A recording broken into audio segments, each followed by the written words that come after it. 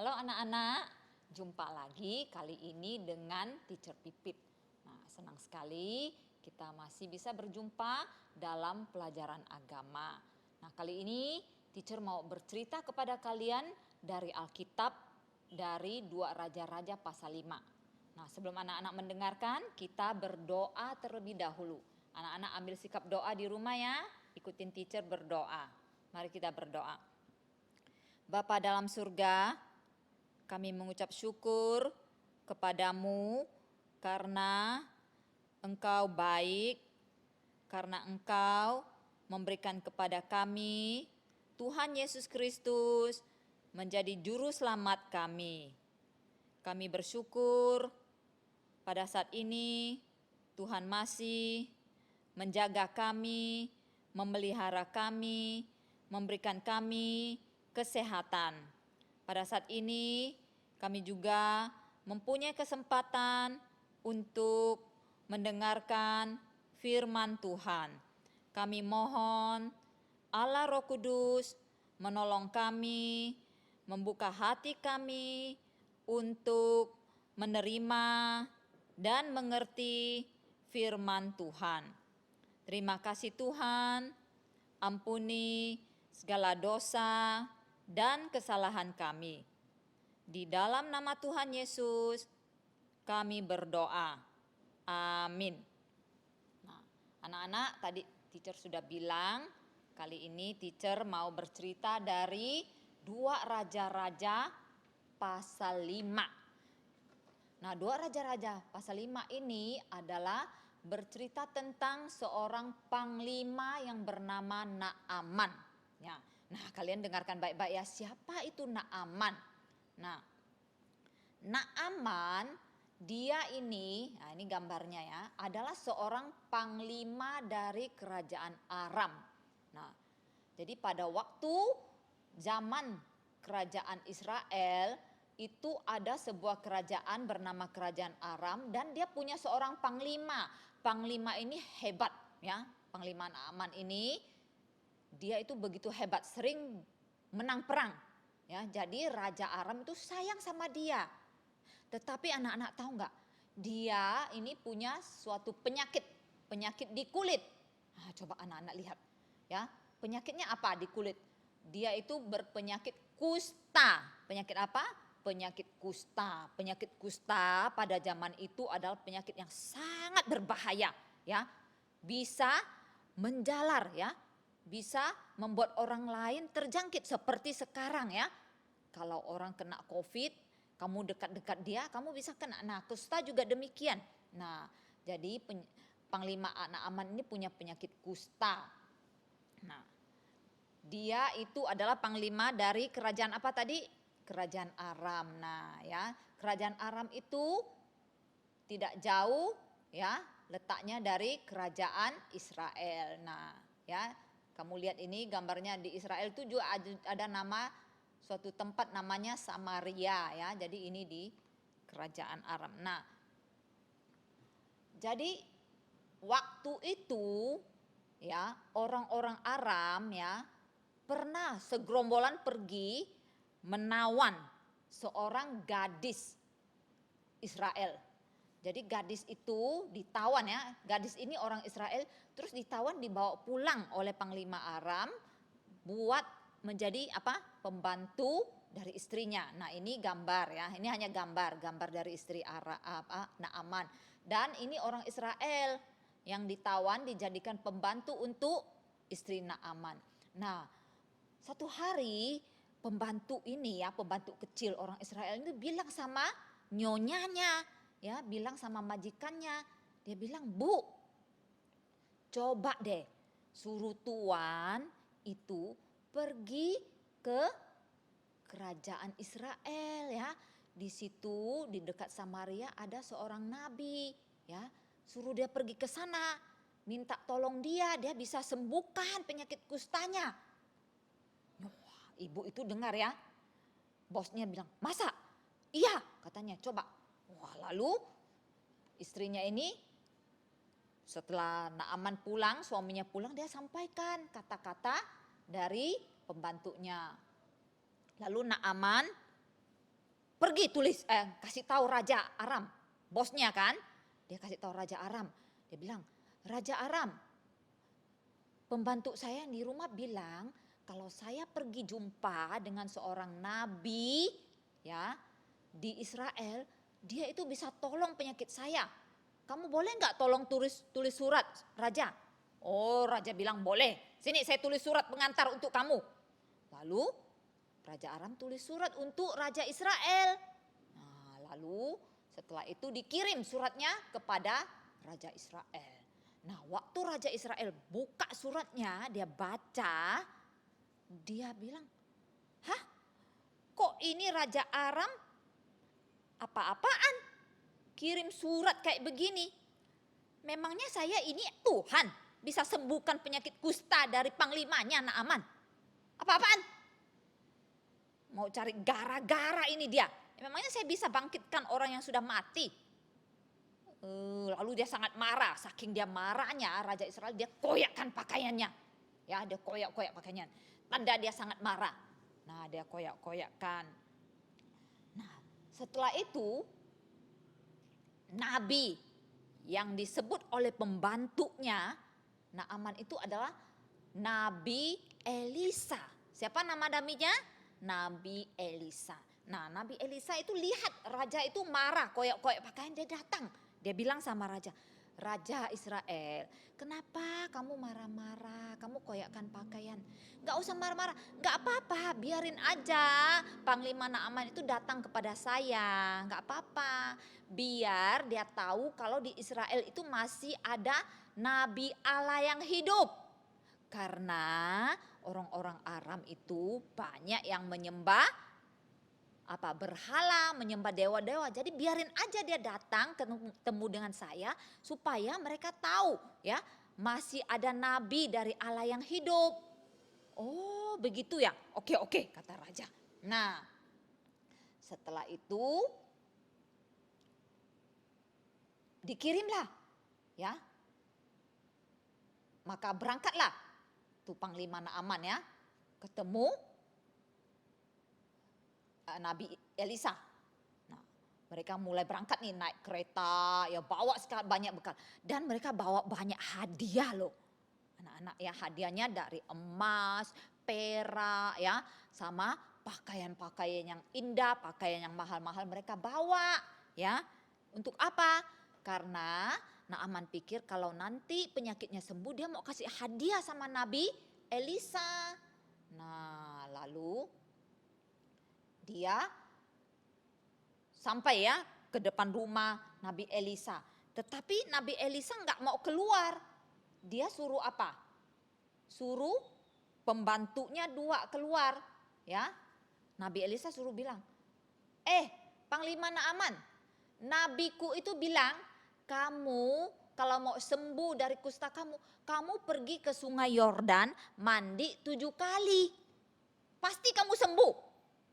Naaman waktu dengar gitu, dia merasa marah sekali dalam hati. Ya, dia bilang, kenapa ini Nabi Elisa nggak mau keluar jumpa saya? Sombong benar, suruh pembantunya yang kasih tahu saya, suruh saya mandi. Apa-apaan ini? Ya, emangnya saya siapa? Saya ini panglima loh. Terus dia marah-marah, dia bilang, udah kita pergi aja. Kalau cuman mandi di sungai Yordan bisa sembuh, ngapain? Saya lebih baik mandi ya di sungai yang lain, yang lebih bagus, yang lebih bersih. Tetapi anak buah dari Naaman bilang, Tuan Panglima, jangan marah-marah. Itu kan pekerjaan yang gak sulit. Dia suruh kamu hanya mandi 7 kali di Yordan. Kenapa kamu gak mau coba? Kamu coba aja. Kalau kamu memang mau sembuh. Kalau dia suruh kamu yang lebih sulit. Kalau kamu betul-betul mau sembuh, kamu pasti lakukan. Ini kan gampang, suruh kamu mandi 7 kali aja. Coba aja. Lalu Naaman pikir, oh iya ya, kan gampang. Kenapa gak mau coba? Saya mau coba, saya mau sembuh. Lalu dia turun ke sungai Yordan. Nah, anak-anak lihat ya, dia turun. Aduh, penyakit kustanya kasihan sekali kan. Dia turun. Lalu dia mandi 1 kali, 2 kali, terus 3 kali, 4 kali. Terus 5 kali, 6 kali, terus apa? 7 kali waktu dia keluar dari air, tiba-tiba apa yang terjadi anak-anak? Kamu lihat kulitnya? Langsung tidak ada lagi kustanya, langsung sembuh. Kamu lihat mukanya tersenyum, tertawa. Dia begitu senang ya, begitu bahagia. Rupanya Nabi Elisa itu betul-betul benar. Mengapa dia bisa melakukan itu? Anak-anak, mengapa Nabi Elisa bilang mandi 7 kali bisa sembuh? Karena itu adalah mujizat. Ya, mujizat dari Allah melalui Nabi Elisa. Wah, Naaman begitu senang. Mengapa Nabi Elisa bisa melakukan mujizat Allah anak-anak? Karena Allah itu maha kuasa. Hanya Allah yang bisa melakukan itu. Dewa-dewa dia di kerajaan Aram itu gak bisa sembuhkan dia. Hanya Elisa yang dengan kuasa dari Allah yang bisa sembuhkan dia. Wah, dia senang sekali. Terus dia berpakaian, dia ajak anak buahnya bawa banyak sekali emas, perak, pakaian indah ke rumah Elisa. Mau kasih Elisa hadiah. Nabi Elisa, saya sangat berterima kasih kepadamu sudah sembuhkan penyakit kusta yang tidak bisa sembuh. Anak-anak tahu nggak? Penyakit kusta zaman itu tidak ada seorang pun yang bisa sembuh kecuali Allah yang sembuhkan. Seperti yang dilakukan oleh Elisa kepada Naaman. Tetapi anak-anak tahu nggak? Elisa mau nggak terima hadiah dari dia? Elisa bilang nggak mau. Saya ini abdi Allah. Saya ini adalah nabi Allah ya. Saya nggak mau terima apa-apa dari kamu. Kamu bawa pergi aja barang kamu. Nah, lalu mereka pergi ya karena Elisa itu nggak mau terima apa-apa ya. Nah, waktu mereka pergi sedang pulang, ada seorang anak buah dari Nabi Elisa. Ya, Nabi Elisa itu punya seorang anak buah namanya Gehasi. Namanya siapa? Gehasi. Gehasi itu waktu itu dia lihat kenapa Nabi Elisa begitu bodoh ya. Dikasih begitu banyak harta, emas, perak, pakaian mewah. Kenapa nggak mau terima ya, bodoh banget. Ah, mending aku yang terima aja ya. Nanti aku bohongin, bilang disuruh. Lalu dia kejar tuh rombongan Naaman yang sudah mau pulang bawa hadiah. Terus waktu dia kejar dia sampai, dia bilang, Tuan Panglima, stop. Lalu Panglimanya menoleh, ada apa Gehasi? Ada apa Gehasi? Gini loh Tuan, itu loh ada rombongan nabi dari gunung. Dia mulai berbohong loh anak-anak. Dia bilang ada rombongan nabi turun dari gunung. Ada 2 orang ya. Mereka tuh butuh perak dan dua pakaian, 2 perak, 2 talenta uang. Kamu boleh gak kasih mereka? Karena mereka ini nabi loh. Wah, waktu Naaman dengar begitu, dia bilang, oh boleh saya kasih. Lalu dia kasih. Ya, dia kasih kepada Gehasi. Nah, Gehasi waktu ambil dia begitu senang ya, dia cepat-cepat pulang, dia simpan dan sembunyikan hartanya di dalam rumah. Tetapi apa yang terjadi anak-anak? Waktu dia baru keluar dari rumahnya, tiba-tiba Nabi Elisa sudah ada di depan dia. Apa yang Nabi Elisa akan katakan kepada dia? Nabi Elisa bilang, Gehasi kamu dari mana aja? Gehasi masih bisa bohong loh. Dia bilang, enggak kok Nabi, saya enggak kemana-mana, saya di sini aja. Nabi Elisa bilang, kamu jangan coba-coba bohong ya. Saya ini nabi loh, saya tahu kemana kamu pergi, apa yang sudah kamu terima dari Panglima Gehasi. Karena kamu sudah berbohong, ya menipu dia, menerima harta yang saya tolak. Sekarang kustanya, penyakitnya juga kamu terima untuk kamu dan anak cucu kamu. Anak-anak tahu nggak apa yang terjadi? Waktu Nabi Elisa bilang begitu, tiba-tiba semua kusta dari Panglima Naaman berpindah ke tubuh Gehasi. Mengapa anak-anak? Karena Gehasi tamak harta. Dia mau harta yang sudah Nabi Elisa tolak, dia mau, dia sembunyikan di rumahnya. Dia cinta harta. Sehingga dia mendapat hukuman dari Tuhan melalui Nabi Elisa. Sehingga dia mengalami penyakit kusta itu sampai selama-lamanya, sampai keturunannya dia tidak bisa sembuh. Nah anak-anak, melalui cerita ini kalian tahu nggak apa yang harus kalian tahu? Ya, yang kalian pelajari. Waktu Nabi Elisa sudah menyembuhkan Panglima Naaman, dia dikasih hadiah dia nggak mau. Lalu Panglima Naaman itu bilang, wah dia itu hebat loh, benar-benar ya. Punya kuasa mujizat, pasti Allahnya itu Allah yang benar. Lalu kalian tahu nggak anak-anak? Panglima Naaman ini berjanji loh, dia akan menyembah Allahnya orang Israel. Dia nggak mau lagi nyembah apa?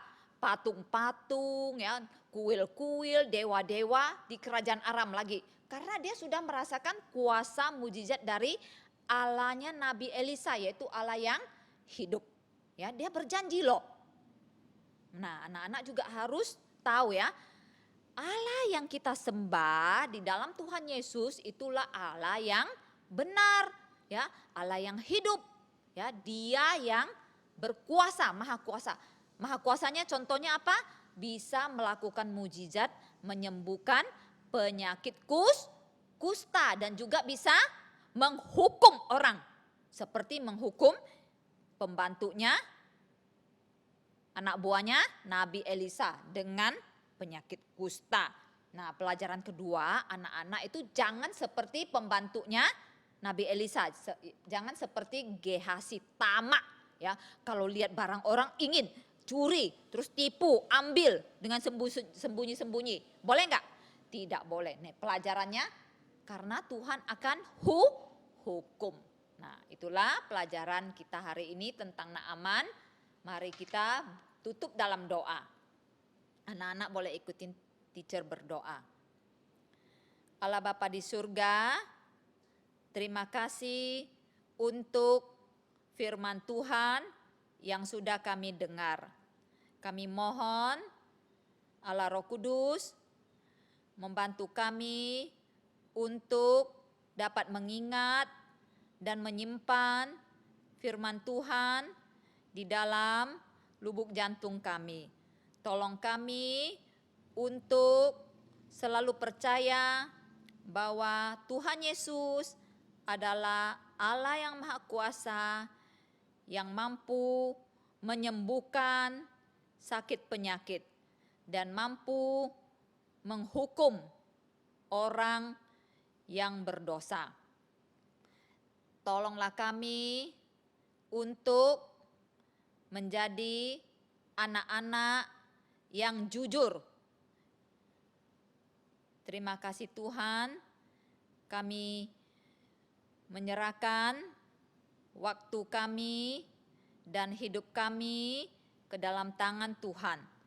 Ampuni segala dosa dan kesalahan kami. Di dalam nama Tuhan Yesus kami berdoa. Amin. Nah, anak-anak, pelajaran agama kita dari firman Tuhan sampai di sini. Kita jumpa kembali di lain waktu. Bye-bye.